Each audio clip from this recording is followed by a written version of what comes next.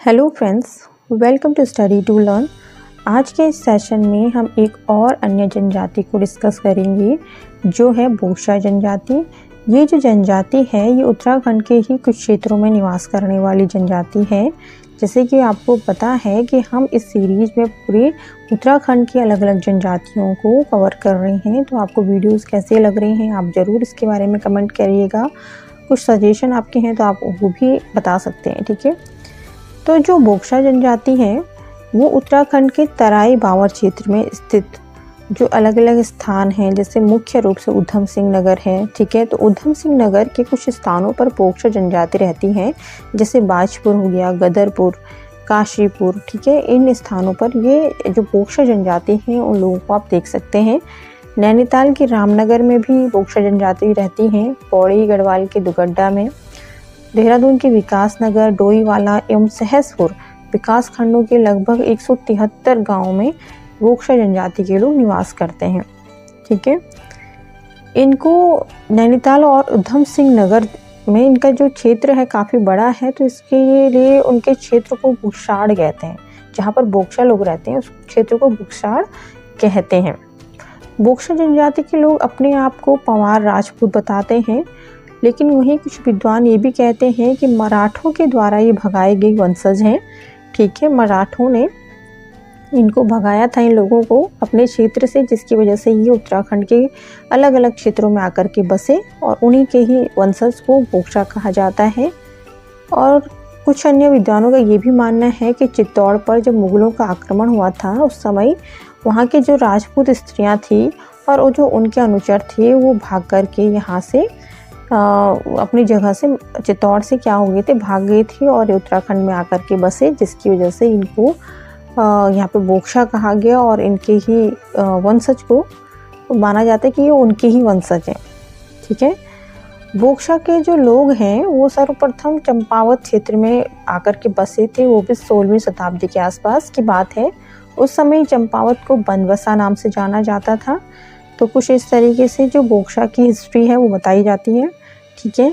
इनकी जो शारीरिक रचना है, यानी कि जो पूरा इनका बॉडी का स्ट्रक्चर है वो कैसा होता है, इन लोगों का जो कद है और आंखें छोटी होती हैं, कद भी थोड़ा छोटा होता है, आंखें छोटी होती हैं, पलकें इनकी थोड़ी बड़ी होती है, चेहरा चौड़ा होता है, ओंठ पतले एवं नाक चपटी होती है। लगभग जैसे आपने भोटिया जनजाति और थारू जनजाति के जो लोगों के बारे में जाना था, लगभग उनसे ही मिलता जुलता इनका फेस होता है, उनका ही मिक्सर एक कहें तो इनके ऊपर देखा जाता है बोक्सा जनजाति के लोगों के, ठीक है। इनके जो जबड़े वाला एरिया होता है वो थोड़ा सा मोटा होता है। पुरुषों की जो दाढ़ी होती है वो बहुत घनी होती है, मूछें घनी होती हैं, बड़ी मूछें होती हैं, ठीक है। स्त्रियों का चेहरा भी गोल होता है।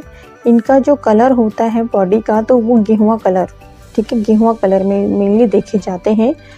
तो इस तरीके से जो इनका बॉडी स्ट्रक्चर होता है, ठीक है। भाषा इनकी कोई विशेष नहीं होती है, ये जिस क्षेत्र में निवास करते हैं वहीं की भाषा में ये बात करना स्टार्ट करते हैं, उसी भाषा को अपना लेते हैं, ठीक है। जैसे भावरी हो गया, कुमचा हो गया, रच भैंसी, इस तरह की भाषा को ही ये मेनली बोलते हैं। जिन जिन अलग अलग एरिया में रहते हैं, जहाँ जहाँ ये भाषा बोली जाती है वहीं की भाषा में ये एक तरह से रम जाते हैं। इनका विशेष परिधान होता है, इनमें पुरुष जो होते हैं वो धोती, कुर्ता, सदरी और सिर पर एक पगड़ी पहन के रखते हैं, ठीक है।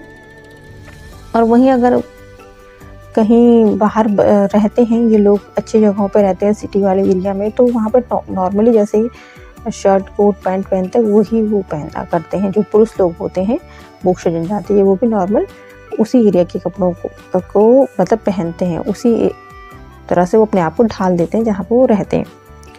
स्त्रियों की बात करें तो स्त्रियाँ ढीला लहंगा पहनती हैं, चोली पहनते हैं जिसको ये अंगिया बोलते हैं, ओढ़नी जो आपने सर पे रखने वाला देखा होगा ओढ़नी उसे कहा जाता है, ठीक है। और साड़ी, ब्लाउज, स्वेटर आदि भी सामान्य रूप से पहना करते हैं। तो कुछ इस तरीके से इनका पहनावा होता है।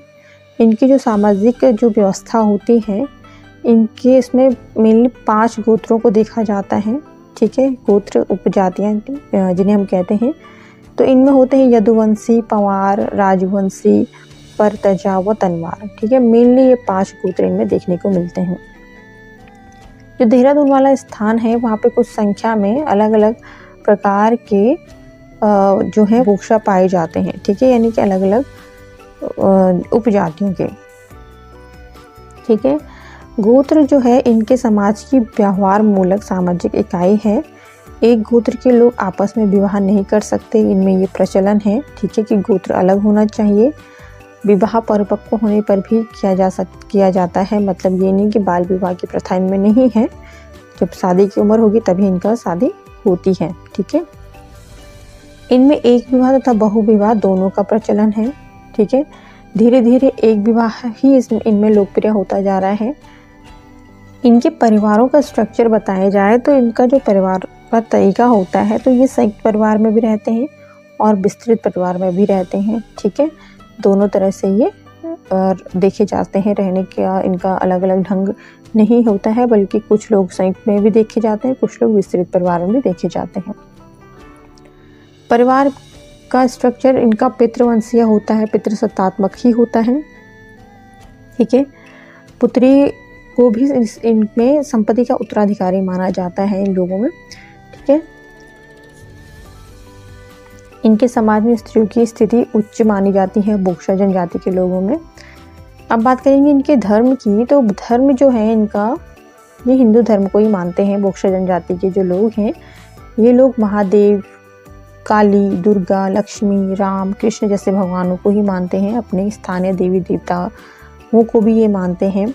तो इनके जो स्थानीय देवी देवता होते हैं वो साकरिया देवता, ठीक है, खेड़ी देवी, ज्वालपा देवी, हुल्का देवी, अन्य कई नामों से इनके देवी देवताओं को जाना जाता है। ठीक है, काशीपुर के जो इलाके में बोक्शा हैं तो वो चामुंडा देवी, ये लोग चामुंडा देवी को बहुत मानते हैं। तो काशीपुर के पास रहने वाले बोक्शा जनजाति के लोग हैं।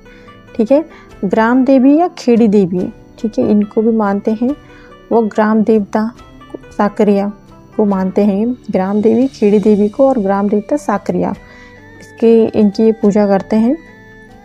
ठीक है, इस तरीके से। और इनका जो निवास स्थान होता है देवी देवताओं का, वो गांव से बाहर होता है, जिसको ये थान कहते हैं। ठीक है, बोक्शा लोग इनको थान कहते हैं। गांव के अंदर नहीं देवी देवताओं का मंदिर नहीं होता है, स्थान नहीं होता है, बल्कि गांव के बाहर होता है।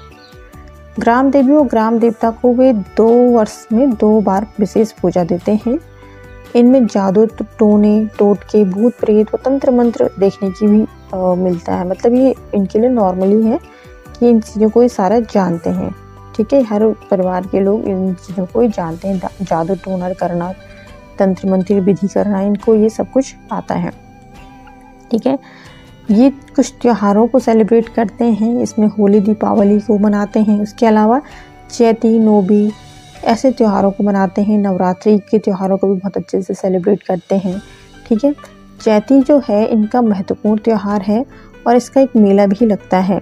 ठीक है, बोक्शा जनजाति के लोगों का चैती त्यौहार मुख्य होता है। इसके अलावा कुछ अन्य त्यौहार हैं इनके, जैसे होगण, ढलिया, गोटरे, वो मोरो, इस तरीके के त्योहारों को ये सेलिब्रेट करते हैं।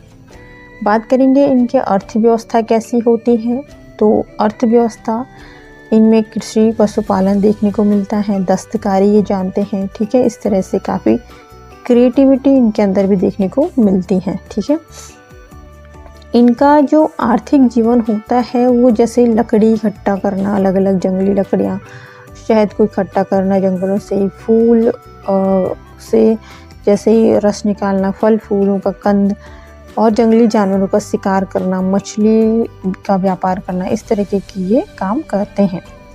इनमें लगभग प्रत्येक व्यक्ति कृषि कार्य को जानता है, लकड़ी के कार्य को जानता है, लोहे का काम जानता है, मकान बनाना, डलिया बनाना, जाल तथा बर्तन बनाना। तो ये इस तरह से क्रिएटिविटी इनके अंदर देखने को मिलती है।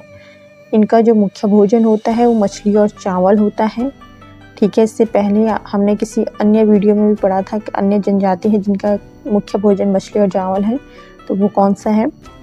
मछली और चावल, तो ये थारू जनजाति का भी है। ठीक है, इसके अतिरिक्त ये लोग मक्का और गेहूं की रोटी और दूध दही का प्रयोग भी करते हैं, यानी कि जो डेयरी प्रोडक्ट होते हैं इनको भी ये काफ़ी पसंद करते हैं। इनके पुरुष जो है मदिरा, ताड़ी, हुक्का, बीड़ी इस तरह की चीज़ों को लेना पसंद करते हैं। ठीक है, अब हम बात करेंगे बोक्सा जनजाति की राजनीतिक व्यवस्था की। तो राजनीतिक व्यवस्था में सबसे पहले तो हम सबसे छोटी इकाई की बात करेंगे कि जो बोक्सा समाज की सबसे छोटी इकाई होती है, तो सबसे छोटी इकाई के रूप में इसमें परिवार को देखा जाता है और कई परिवारों से मिलकर के एक गांव का निर्माण किया जाता है। जैसे कि आपको पता है कि एक गांव कई परिवारों के इकट्ठे एक जगह पर रहने से बनता है। तो वही जो ये बोक्सा जनजाति के लोग हैं, ये गांव को गांव ना कह करके मंझरा कहते हैं। मंझरा नाम से ये अपने गांव को बुलाते हैं। और गांव के अंदर अगर छोटे छोटे विवाद अगर हो जाते हैं, आस पड़ोस में छोटी मोटी बातों पे विवाद हो जाते हैं, लड़ाई झगड़ा हो जाता है, तो इनको निपटाने के लिए, इन समस्याओं का समाधान देने के लिए गांव के अंदर यानी कि मंझरा के अंदर एक प्रधान या मुखिया होता है जो गांव के लिए सबसे सर्वोच्च होता है। ठीक है, अभी उस टाइम के बाद चीज़ें चेंज हुई हैं, तो कहीं कहीं पर इन जो मुखिया होता है, मुखिया के साथ में ही मिलकर के कुछ लोगों का एक पंचायत बनता है जिसको ये बिरादरी पंचायत कहते हैं और इसमें 5 सदस्य होते हैं। तो 5 सदस्यों का एक बिरादरी पंचायत गांव में देखने को मिलती है, जो कि न्याय हो गया, कानून व्यवस्था हो गया, तो इन चीज़ों को लेकर के गांव में ये क्या करते हैं, समाधान देते हैं। ठीक है, विवादों का निर्णय लेते हैं। ठीक है, इस तरीके से ये काम को करते हैं।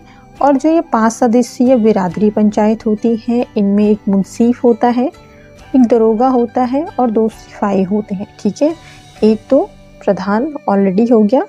ठीक है, तो इनके साथ में एक मुंसीफ, एक दरोगा और 2 सिपाही अन्य होते हैं। इनके कुछ अधिकार होते हैं। इन जो 5 सदस्यीय बिरादरी पंचायत होती है, इसके कुछ अधिकार होते हैं। ठीक है, और इनके अधिकारों का ये खुद ही इसको यूज़ कर सकते हैं और उनके किए गए फैसलों को कोई मना भी नहीं कर सकता है। तो जो इनका रुतबा या सम्मान होता है समाज में, वो सर्वोच्च देखा जाता है। ठीक है, लेकिन अभी जो प्रेजेंट टाइम है, ऐसी व्यवस्था अब देखने को नहीं मिलती है। 5 सदस्यीय बिरादरी पंचायत की बहुत कम जगहों पर देखने को मिलती हैं। अब धीरे धीरे ये व्यवस्था लुप्त होती जा रही है और नई जो राज्य व्यवस्था है, पंचायत राज्य व्यवस्था, वो अपनी जगह इन क्षेत्रों में भी बना रही है। इसका जीता जागता उदाहरण ये है कि नैनीताल और उधम सिंह नगर जिले में बोक्सा परिषद की स्थापना की गई है। तो फ्रेंड्स, ये था बोक्सा जनजाति से रिलेटेड कुछ महत्वपूर्ण बिंदु। आपको वो वीडियो पसंद आया हो तो प्लीज़ लाइक, शेयर, सब्सक्राइब कर दीजिएगा। वीडियो की नोटिफिकेशन आप तक सबसे पहले पहुंचे, इसके लिए बेल आइकन प्रेस करना ना भूलिएगा। मिलते हैं नेक्स्ट वीडियो में, तब तक के लिए धन्यवाद।